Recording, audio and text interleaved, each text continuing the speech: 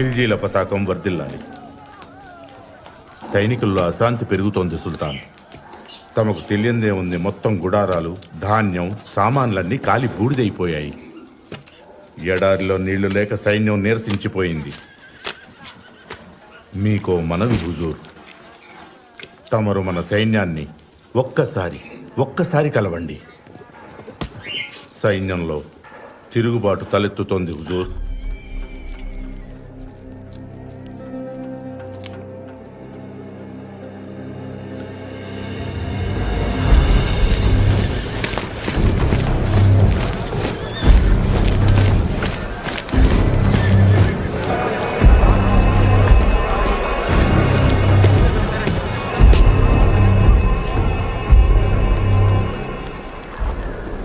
ఎవరు వాపస్ వెళ్లాలనుకున్నారండి?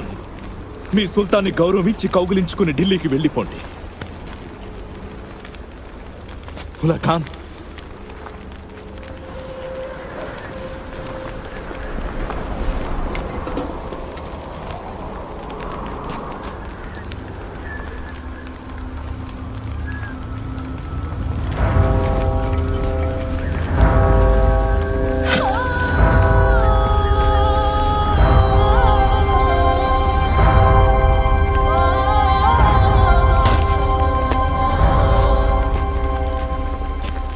మా ఖిల్జీలందరం కలిసి ఓ గొప్ప కలగన్నా, ఏదో ఒక రోజు మా పతాకాన్ని ఈ ప్రపంచమంతా ఎగరేస్తామని. ఎంత విపత్తొచ్చినా ఒకరినొకరు వదిలిపెట్టమని ప్రమాణం కూడా చేసుకున్నాం. కానీ ఈ రోజు ఈ ప్రమాదకర సమయంలో మమ్మల్ని వదిలి మీరు తిరిగి వెళ్ళిపోవాలనుకుంటున్నారు. మర్చిపోండి ఆ కలను.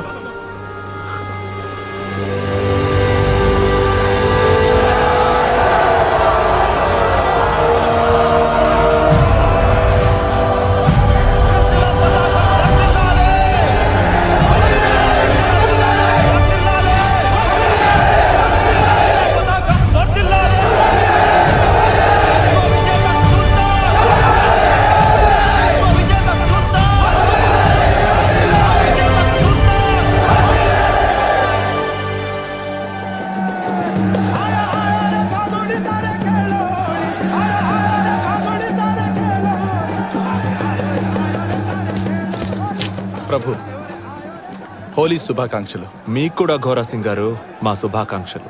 ఇప్పుడే ధాన్యాగారానికి వెళ్ళొస్తున్నాం. కొద్ది రోజులకే ధాన్యం మిగిలింది. కానీ ఈ విషయం మన మధ్యనే ఉండిపోవాలి. మన ప్రజలకి ఏమాత్రం తెలియకూడదు. రోజు రోజుకి మనకు ఇబ్బందులు పెరుగుతున్నాయి ప్రభు. ఆ కష్టాలు శత్రువులకు కూడా పెరుగుతున్నాయి. ఆకాశం నిప్పులు కురిస్తే అల్లావుద్దీన్ నలిగిపోతాడు. కొన్ని రోజులు ఓపిక పట్టండి. మీరు వెళ్ళి హోలీ ఆడండి. మేము కూడా మా చిన్న రాణిగారికి మొదటి హోలీ అభినందనలు తెలుపుతాను. వాస్తవాన్ని విస్మరించొద్దు ప్రభు.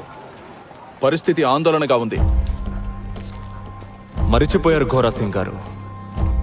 ఆందోళనను ఖడ్గం కొనపై ఉంచేవాడే రాజపుత్రుడు. అగ్నిశిఖలపై నడుస్తున్న మీసం మెలేస్తాడే వాడు రాజపుత్రుడు. ఇసుక నావతో సముద్రాన్ని సవాలు చేసేవాడే రాజపుత్రుడు. తల తెగి పడిన మొండో శత్రువుతో పోరాడుతూనే ఉంటుంది వాడు రాజపుత్రుడు. సుల్తాన్,